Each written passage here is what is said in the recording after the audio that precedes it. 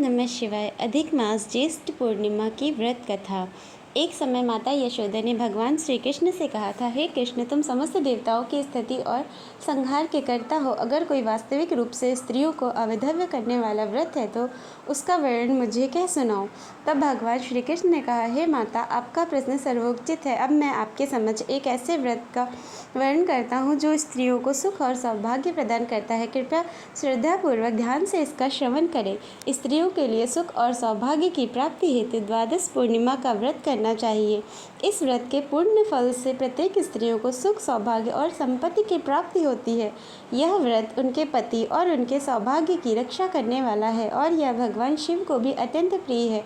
यह सुनकर माता यशोदा ने प्रश्न किया, कृष्ण, मृत्यु लोक में कब और किसने यह व्रत किया था? इस व्रत का विधान क्या है जिससे भगवान प्रसन्न होते हैं? तब भगवान श्री कृष्ण कहते हैं, हे माता, भूमंडल पर अत्यंत विख्यात, चंद्रहास से पालित और नाना प्रकार के रत्नों से परिपूर्ण एक नगरी थी।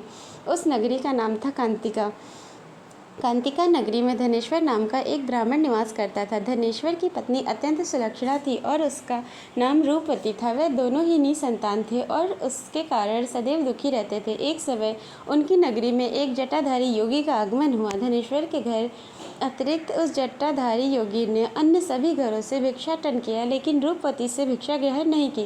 तत्पश्चात गंगा के तट पर जाकर उन्होंने भिक्षा में प्राप्त अन्न को गंगा जल से धोया और फिर उसका सेवन किया। उस योगी को इस प्रकार करते हुए देखकर धनेश्वर को आश्चर्य हुआ। स्वयं की भिक्षा का अनादर होने के कारण धनेश्वर का हृदय भी व्यथित हो गया था। इसलिए उसने विनम्रतापूर्वक उस योगी महोदय के पास जाकर उनसे प्रश्न किया। उन्हें कहा, हे द्विजोत्तम, आप अन्य सभी गृहस्थों से भिक्षा ग्रहण करते हैं, लेकिन मेरे घर से आपने भिक्षा नहीं ली। इसका क्या कारण है? कृपया इसे स्पष्ट करने की कृपा करें। इस प्रकार धनेश्वर के प्रश्न पूछने पर उन महात्मा ने कहा, हे ब्राह्मण, जो निपुत्री के घर की भिक्षा ग्रहण करता है वह पतितों के अन्न के समान वस्तु ग्रहण करता है, क्योंकि उसका सेवन कभी नहीं करना चाहिए।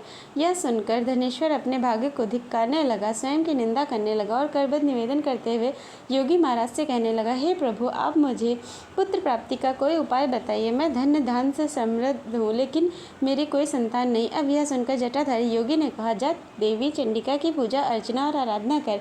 अब ब्राह्मण ने घर आकर यह सारा वृतांत अपनी पत्नी रूपवती से कह सुनाया और फिर वह तप करने के लिए वन की ओर प्रस्थान कर गया। वन में उसने देवी चंडिका की आराधना की। 16 दिवस व्रत करने के बाद देवी चंडी ने धनेश्वर को दर्शन दिया और उससे कहा, धनेश्वर, जा, मैं तुझे आशीर्वाद देती हूँ, तुझे एक पुत्र प्राप्त होगा। यथाशक्ति आटे के दीपक प्रज्वलित करना, प्रतिदिन एक दीपक बढ़ाते जाना और इस प्रकार पूर्णिमा पर 32 हो जाने चाहिए।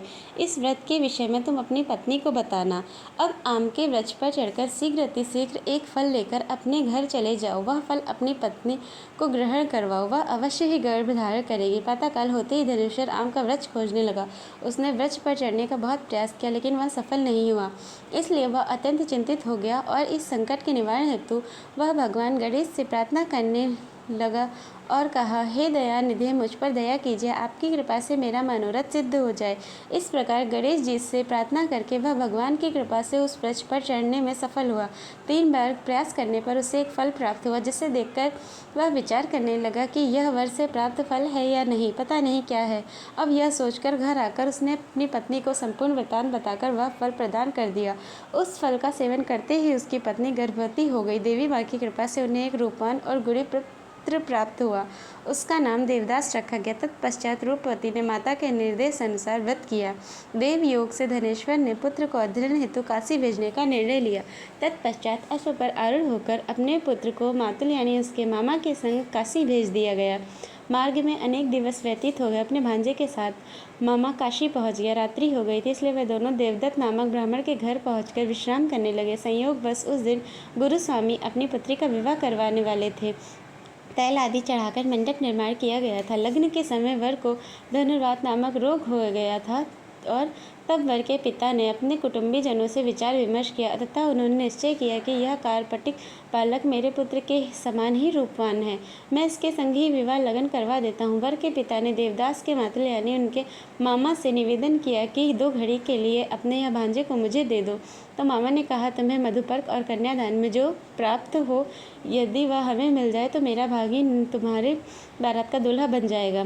अब वर के पिता की स्वीकृति मिल जाने पर उसने अपने भागी यानी भांजे भांजे को वर बनाने के लिए उन्हें सौंप दिया। तत्पश्चात विधि विधान से उसका विवाह पूर्ण हुआ, लेकिन वह अपनी पत्नी के साथ भोजन नहीं कर सका। मन ही मन विचार कर रहा था, न जाने यह किसकी वधू होगी। देवदास एकांत में बैठकर मन ही मन चिंतित हो रहा था कि तभी उस वधू ने आकर उससे पूछा, क्या बात है, आप चिंतित और अप्रसन्न प्रतीत हो रहे हैं। तब देवदास ने अपने मामा और वर के पिता के बीच हुए इस संपूर्ण वृत्तांत को उस वधू को कह सुनाया। तब कन्या ने कहा, ब्राह्मण विवाह के विपरीत यह कृत्य कैसे संभव है। देव, द्विज और अग्नि के समक्ष हम दोनों का विवाह हुआ है, इसलिए मैं सदैव आपकी ही अब सहधर्मचारी रहूंगी। तो देवदास ने कहा, आप ऐसा मत करिए, क्योंकि मेरी आयु बहुत थोड़ी है, मैं अल्पायु हूँ। लेकिन उस वधू ने दृढ़ निश्चय करते हुए कहा, जो भी आपकी गति होगी वही मेरी गति होगी। हे स्वामी, मेरे स्वामी उठिए, कृपया भोजन ग्रहण कीजिए। वधू की यह बात सुनकर फिर देवदास वहाँ से उठा और भोजन किया। भोजन के बाद उसने एक रत्न जड़ित मुद्रिका और एक वस्तु उस नववधू को प्रदान किया और उससे कहा कि वह इसे ले और स्थिर चित्त हो जाए। मेरे मरण और जीवन के विषय में ज्ञात करने हेतु एक पुष्प वाटिका बना ले।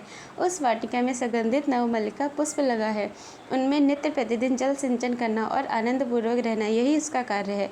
जब तक मैं जीवित रहूँगा तब तक वह वाटिका हरी भरी रहेगी, और जिस दिन मेरी मृत्यु होगी उस दिन पुष्प सूख जाएंगे। ऐसा कहकर देवदास अपने मामा के साथ ब्रह्म मुहूर्त में वहाँ से प्रस्थान कर गया।